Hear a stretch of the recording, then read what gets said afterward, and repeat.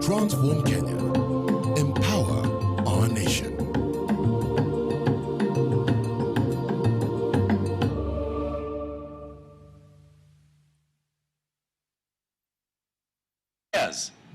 Please do not withhold people's salaries, people's wages, just because of the situation that currently exists. And for clarification, the 4 p.m. departure is not to say that you start reducing people's pay or people's salaries. It is simply to allow them to leave a bit earlier. Some of the people that we are dealing with have helped employers for many, many years. It is time also for employers to support them the way that employees have also supported these companies. So it's time to give. This is a time to give. It's a time to sacrifice, and we all should, and we all must. Welcome back. You are watching KT News, where we are having a very special conversation tonight. That is the way forward for the economy and the impact of the coronavirus pandemic. Well, just before we went on a commercial break, we were having some interesting discussions happening, and we'll be getting back to that. But let's also take a few questions from our viewers who are joining us on our social media platforms. And this is the Slido platform. Let me quickly read a few questions that we'll be directing to our panelists. First question is from Anthony Wahome. His question is directed to Honorable Moses Kuria. He's indicating that, Moses Kuria, you have good ideas that are well thought out, but do you plan to put legislation to cover Kenyans and not just artists, like we saw the other day? What is the National Assembly doing to this end? Well, the other question is from Eliza Fan Bwoga. She's asking, now that we have economical downturns globally, Kenya not excluded,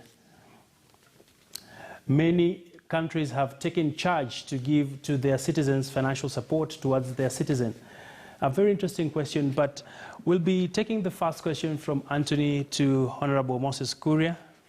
And we want to just hear your feedback on this question, Honorable Kuria. First of all, Anthony, as Parliament, we have got a package in front of us that we are starting to discuss. We started 2 days ago, and we are going to continue into the next 2-3 weeks. That package is originated by the executive. So the executive has given us its set of ideas. So we are considering them, and I want to agree with one of my fellow panelists who has said some of them, in my opinion, have got nothing to do with COVID. For example, the reduction of tax rate, VAT, from 16 to 14 is something we've been crying for some time. We've been talking to the executive about that. The reduction of the corporate tax from 30% to 25%.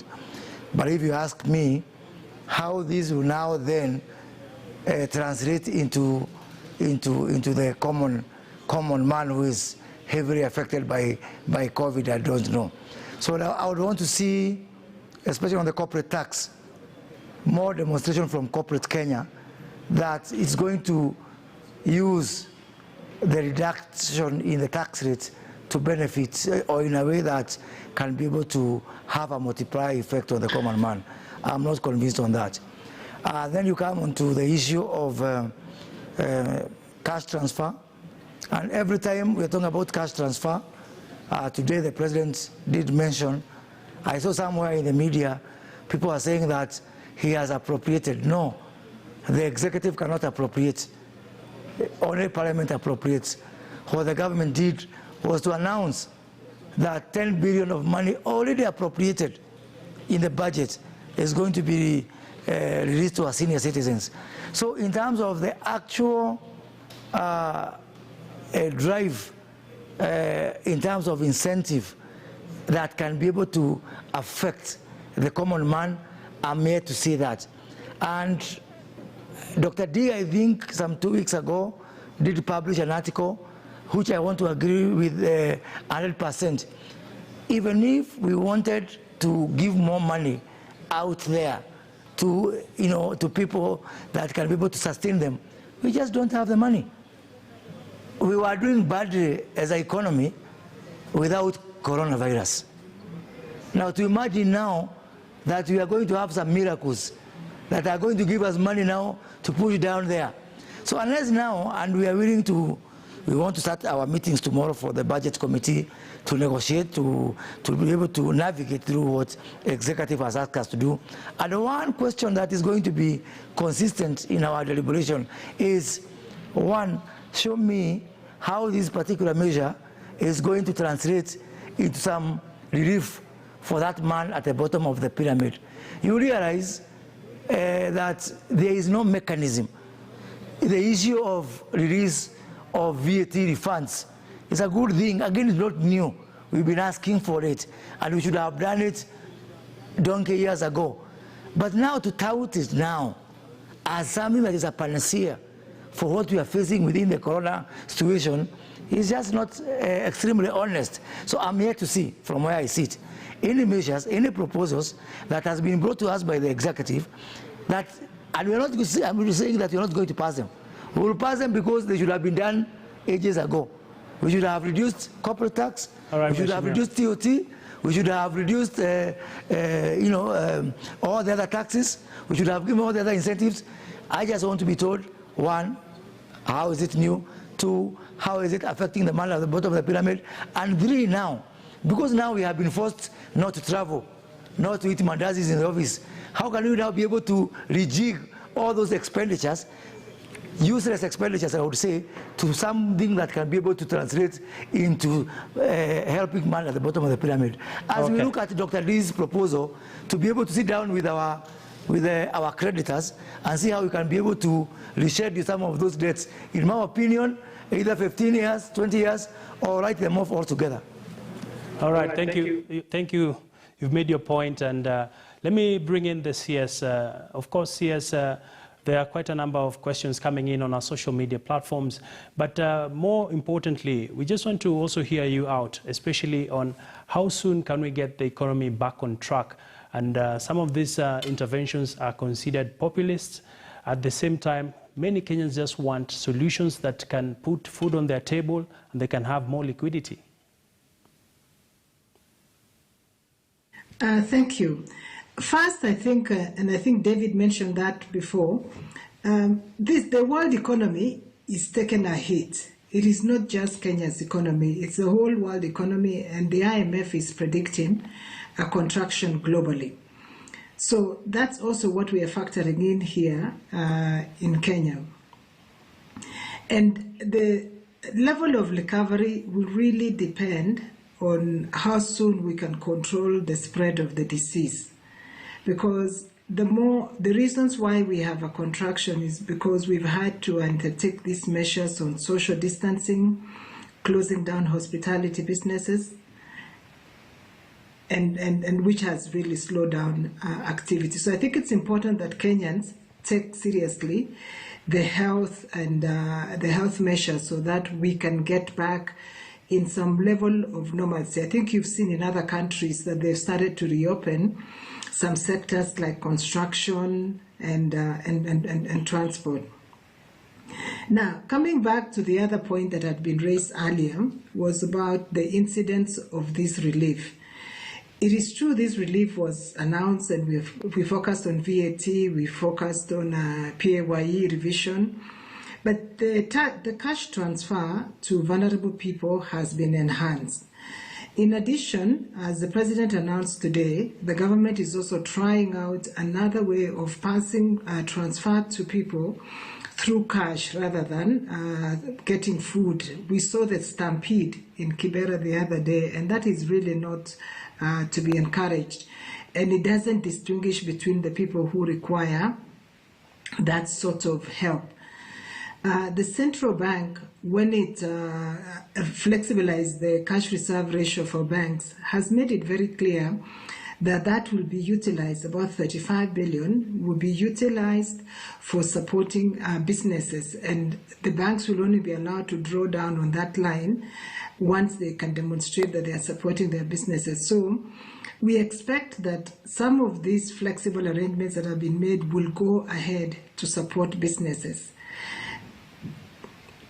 Now, the second thing which has also been mentioned is that many businesses, especially the SMEs, are not necessarily in the range that would benefit, for instance, from flexible loan repayment arrangements with their banks. Some may, if they're already banking with those institutions, but some have been relying on credit from family, they've been relying on credit from their chamas, they've been relying on credit from either their suppliers and distributors.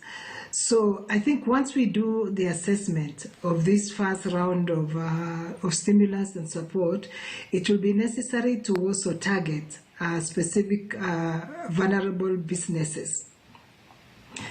Many employers in the formal sector, some had furloughed their employees, sent them on leave, maybe on half pay. In some areas where you now start to see some recovery, for instance, like in agriculture or export agriculture, people are recalling their employees. But I think we need to be aware of the fact that there are some sectors that will have a hit for a much longer time, and therefore the packages need to make sure that when there's any relief, it actually does get to the employees. All right.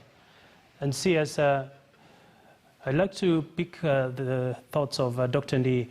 The CS, you're saying the cash transfers will be able to ease the burden of the common man. Dr. Ndi, how will this impact on Wananchi, in the sense that do we even have the infrastructure to ensure everyone gets these allocations? Let me see whether we are clear on what you're dealing with. How long will Kenya Airways be able to pay its staff? Can it pay its debts? Probably not for much longer. So those are not mamamboga, they are not informal sector people. Yeah, they are high-income people. And if KQ is not flying, it's I think something like a 70 billion shilling contingent liability on the government. And it's not the only one. I'm just using Kenya as an example. Sure. But to illustrate that there's a sense in which we are thinking that this affects just a few sort of pockets. It's a systemic crisis. Now, somebody talked about, the other gentleman talked about SMEs and MSMEs. You know that micro and small enterprises, some formal, some informal, employ 85% of our workforce. Of those, there are about 1.6 million formal businesses, small businesses. They employ 6 million people. They pay 40% of the taxes. Those businesses are shutting down one by one without making an announcement. I pointed out a few days ago, I went down to my local shopping mall, Roslyn Riviera, and all the businesses there, other than the supermarket, the pharmacy, and 1 or 2 food joints, they are shut down. They have closed and gone home. And this is happening throughout the whole economy. Now, I don't think that this thing will change and we have an immediate bounce back before sometime like August. So the numbers we are talking about, the magnitude of the thing we are dealing with, there's a huge disconnect with what I'm hearing in terms of responses and what my assessment of the crisis is. Let me give you an example. Canada did a budget sort of relief equivalent to 103 billion Canadian dollars. That is 4% of GDP. Within 2 weeks, they realized it wasn't enough. They called back Parliament and have done another 70 million Canadian dollars, making it 7.5% of GDP. Now, the good thing is that Canada had a small budget deficit before of only 1% of GDP. But they have now raised their budget deficit to 7 of GDP, and they are not sure that it's sufficient. We were already running a budget deficit of 7% of GDP. And that's why I pointed out we don't have the fiscal space to do that, because we were already over the red line in terms of budget deficit, and businesses were already struggling. They were already very weak. So that's why I tried to say very early on, we need to switch government expenditure, the deficit, the money that government was borrowing to borrow for development projects, we need to switch that money very quickly to provide a floor below which the economy will not fall. We have not done that. And by not doing so, I think we are risking the bottom falling out of the economy in another month or two. I don't think there's a way of sugarcoating that. Okay, Daktari. Let me also hear from Victor. Daktari has raised some valid concerns around the matters that touch on how we handle the fiscal issues. But Victor, for SMEs, is cash transfers the only option we have as we handle this pandemic and its effects on the economy? Thank you very much. My only concern with this issue is, as I mentioned earlier, we have 79% of SMEs being in the informal sector. This means that these are businesses that are not licensed. Probably maybe they're not paying tax and are not in the formal economy per se. The question that I am asking myself is, do we know, have we mapped out these entities to find out how many are they, where are they located, where are they banking, and if we were to have an intervention, how would we channel this intervention to them, whether it's a cash transfer in form of a grant or a debt. The question that I'm asking all of us is, have we mapped out all these informal sector players, knowing that they, of course, they operate in different clusters across the country, and probably use this as a channel for any intervention that we are going to have for the informal SME sector. CS Maina, would you like to respond to this? Do we have the mechanism in place to map out the SMEs in the country? Yes and no. I think there are some SMEs who have formalized, even if they're not formalized, might have a bank account, or they have a relationship with a microfinance institution. So you can be able to find them, and once we're thinking about it, some critical support is designed, then you can be able to channel it through the channels that are known to them, especially their financial institutions, both formal, both large and small. But I think Victor is right. There's also a cadre of businesses and small vendors that might not have a formal financial relationship with any institution. Now, for such businesses, if they were to come up for support, I think the other support would actually just come from easing any consumption expenses that may have that the cash transfer and related programs would help. I think answering the other question or mention, maybe I'm making a mention as to what Honorable Kuria has mentioned, and I think Dr. Ndi has also mentioned, is that the Minister for Finance currently has presented the supplementary budget to Parliament, and that contains some proposals with regard to rationalization of various recurrent expenses, various development expenses, which is really intended to direct resources towards supporting, first of all, the critical services that need to be enhanced, especially around health, but also creating a buffer for support to the economy. No country has enough money. I think you have seen the struggle, whether people have had to go back to revise their budgets.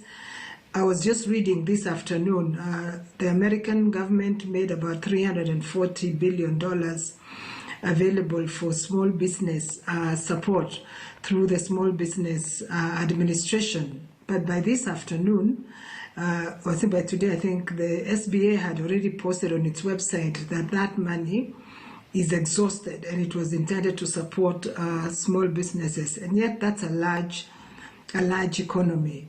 So I think the moral and the message for us in this regard is that you cannot afford not to take the health challenge seriously, because the longer we stay without economic activity going on, the more the pressure will be on us, and I think there will be some of us who cannot just get help.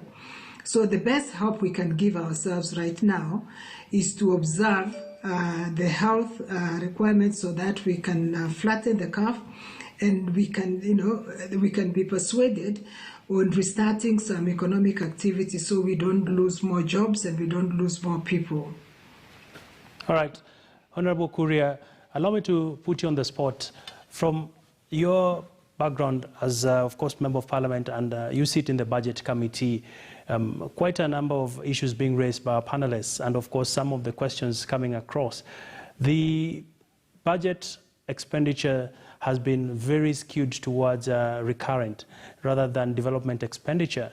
And right now we are seeing this pandemic will also affect the budget cycle, and of course it will have a big dent when it comes to development spending. We're also looking at the government looking at opportunities to raise external financing in this crisis. As Parliament, what measures are you putting in place to cushion mwananchi? Start by, I've been in Budget Committee since 2014, so I'm going to 6 years. And I said in another forum that we have been guilty in the past of rubber stamping anything that comes from executive. And this is the first year, this current financial year, that we've had serious engagement with the Cabinet Secretary for National Treasury, Governor of Central Bank, very serious discussion. And we have a new Cabinet Secretary for National Treasury, and he's come forward with some freshness in terms of openness. And I want to commend him for that. So even before COVID, we were already on that path of fiscal consolidation. That is looking at areas where we can be able to cut waste and focus on the productive things with a view to ultimately reducing the deficit, which Dr. D puts at 7%. The official DOM puts it at 5.6 to 6%, so you never know who is who. And now we find ourselves in this situation where we have been thrown out of balance. So it is even not out of balance. It is the urgency to not more of consolidation, but more of repositioning our expenditure to be able to focus on what makes sense. And I think if we had even dragging our feet on this matter, COVID will force us to do what we have failed to do for all this time. COVID will make us to put common sense above all else. COVID will make us ask ourselves whether this is really urgent, and be able to separate between nice to haves and must have. But even as we say that, let me go to what Victor said, and I want to agree with him 100%. And I want to tell Betty Maina, I've got profound respect for her. I've worked with her for a long time, since she was the CEO of KM, and she's new to this ministry, and I believe she's the right person for this ministry. But it's an uphill task, my friend. The government, even if you give the government all the money, there's no framework of doing the interventions that we seek. If you look at what happened in Kibra just a week ago, people just stampeding for food. If in America people do register for unemployment, over the last 1 month, 2 months, there has been a stampede of people, not stampeding for food like we saw in Kibra, but to go and file for unemployment. We have got zero database in this country. We have got no base from which you can be able to actually intervene, especially when disasters like this ones call. You cannot tell who is unemployed, who is underemployed, which SME is closing down. You know the SME that Dr. D is talking about, where he visits and shops have closed down. A responsible government will tell you that that barber shop closed down and that Mama Mboga is no longer in business. That furniture shop is no longer functioning. We have got a desert of data in this country, and a government that does not maintain data cannot react because it is picky, pompey. You just guess who has a problem. And that is exactly what we're having. For me, it's a very sad situation. Okay. I can say that the government is not on top of things. Today, the government has announced 5 billion to be moved from the exchequer into this private sector fund. Yes, we did pass regulations to govern this fund. But this is just a clever way of avoiding oversight. Because right now, when that 5 billion goes into the private sector fund, as Parliament, our ability to, to oversight whatever goes in there, is it buying food, is it buying sanitizers, is it buying the mask, it is taken away from us because it's taken to a black box. So I can say if we want to be serious, we work together as government, private sector, our thinkers like Dr. D. There is nobody with a forwarding address for wisdom or intelligence in this country. Nobody has a monopoly of thoughts or knowledge. What is required is let us do some crowdsourcing of ideas so that we can be able to get what works best. But to imagine that the good ideas are residing in government is wishful thinking. Interesting points there. Victor, what's your reaction to this? I think the whole point of having this conversation is to generate solutions. And if I was to take back the discussion to around 2019, there was a report that was produced by the, Global Innovation Index that ranked Kenya number 3 in terms of innovation in Africa. This is just behind Mauritius and South Africa, which tells you that Kenya is a very innovative country. In the same year, in 2019, of all this innovation or startup funding that came into Africa, 17% of this fund came into Kenya through several companies. These are the Twiga Foods, these are Cellulant, and and Sandy. And even as we are talking about COVID-19, we already have companies such as Sandy that is thriving, that is having very good businesses. They have over 10,000 riders on their platforms. So there is a ray of sunshine, even though it seems to be all gloom and doom. I think if you were to maybe, for example, focus on the startup ecosystem as an avenue for growth, I think it would be a huge plus for us. We've already seen Tunisia putting legislation to govern, to recognize and to govern startups. We've seen Senegal doing the same. I don't see the reason why Kenya, for instance, would not put its resources to maybe legislate around this innovation ecosystem. So I think for me that would be a way forward. All right, thank you, Victor. And we'll be taking this conversation forward further to Dr. Ndi. But we want to go on a quick commercial break. We'll be discussing what will it take to have the landlords reconsider on rent. And of course, we'll also be looking at the implications when we look at the loans that Kenyans have. What are the solutions that my panelists will be providing tonight? For now, we go on a quick commercial break, and we'll be back shortly. Transform Kenya.